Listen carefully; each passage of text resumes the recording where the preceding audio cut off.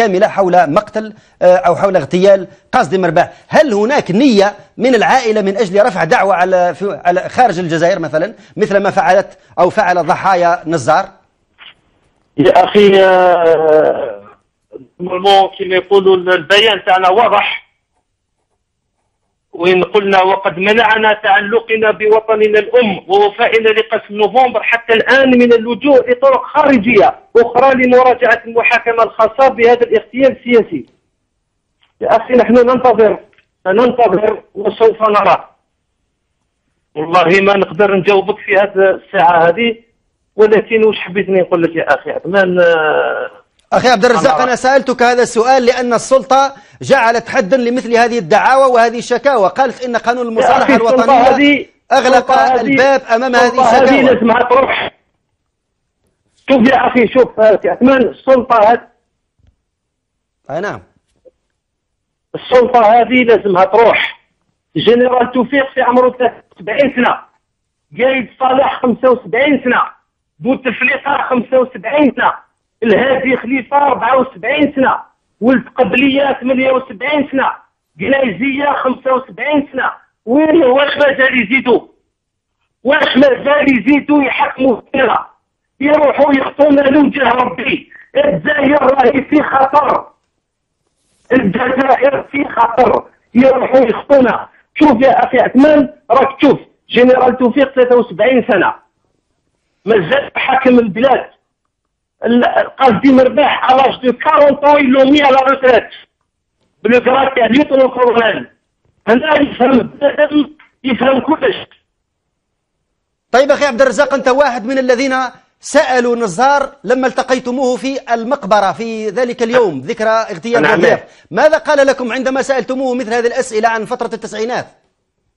يا أخي سي نزار كما يقولوا لو كان يسكت خير. سي نزار لو كان يسكت، سي نزار راني نقول سي الوغ كي ميريت ان با ان سي، ولكن نزار لازم يسكت خير له. قد ما يهدر قد ما يغمق في روحه. ونزار ما قالنا حتى حاجه. نزار قال لك كتبت 6 كتابات تقراوهم والحقيقه ستعرفونها غدا. متى قال الحقيقه ستعرفونها غدا، يعني ان قضيه اغتيال بوضياف من طرف بومعرفي ما كاش منها. كان يقول باللي واش من الحقيقه بوضياف قتلوا بومعرفي، وعلى قصدي مرباح كذلك.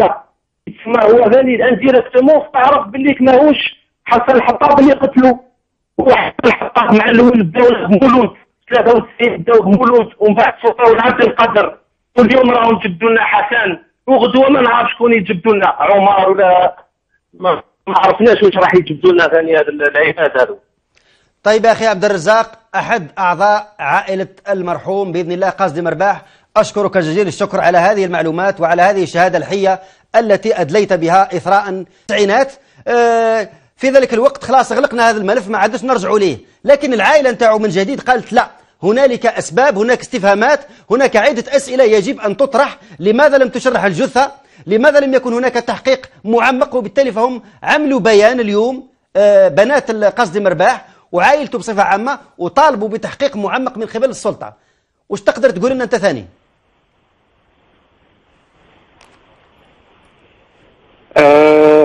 الو تفضل سي عبد الله، نسمع فيك، تفضل. صحة عيدك. أنت أيضا شكرا، صحة عيدك. عيدكم مبارك. كل عام pour l'ensemble du peuple algérien et l'ensemble des musulmans du monde. Bon, en ce qui concerne le grand cheikh Qasdi Merbah, j'ai toujours dit que c'était une légende pour l'Algérie, une légende. Parce que avant tout, il aimait l'Algérie.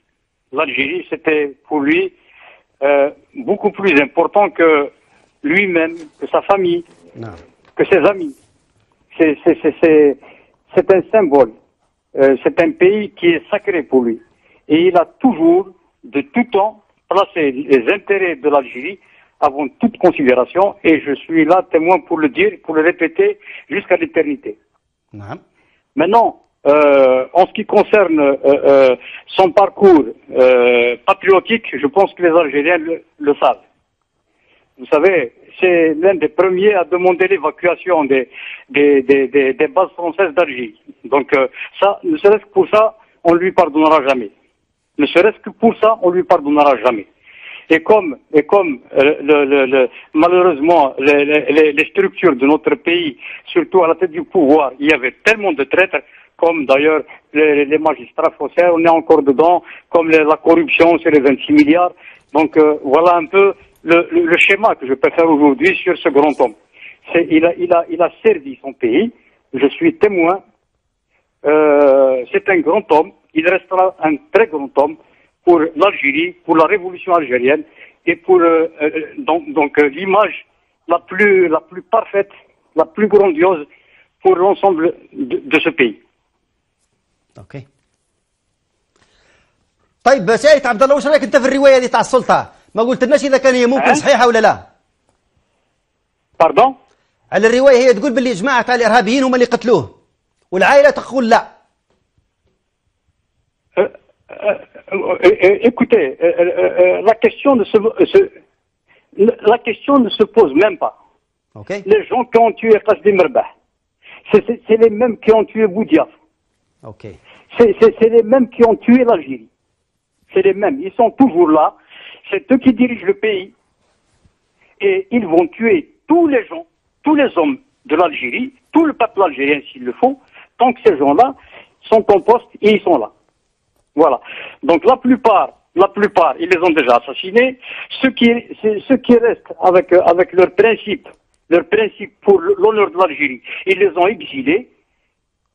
Et, comme mon cas, l'affaire Etabla est connue, et des hommes comme Qasdi Merbah, et ils ne pouvaient pas les laisser vivre parce qu'ils n'accepteront jamais, ils n'auraient jamais accepté, jamais ils n'accepteront que leur pays soit dirigé comme ça par des rats. C'est pourquoi, effectivement, il était dangereux pour eux et il fallait trouver une manière ou une autre de le liquider. Et ils l'ont fait. Et ils l'ont même bien fait. Ils l'ont bien fait, bon, parce que c'est organisé, c'est planifié, et ça répondait aux intérêts des puissances étrangères, parce que Qasdi Merbah, comme le Shahid Boudiaf, dérangeait énormément des intérêts. Ils ont voulu, à tout prix, les ennemis de l'Algérie, à tout prix que ce peuple reste un peuple d'esclaves, un peuple d'indigènes.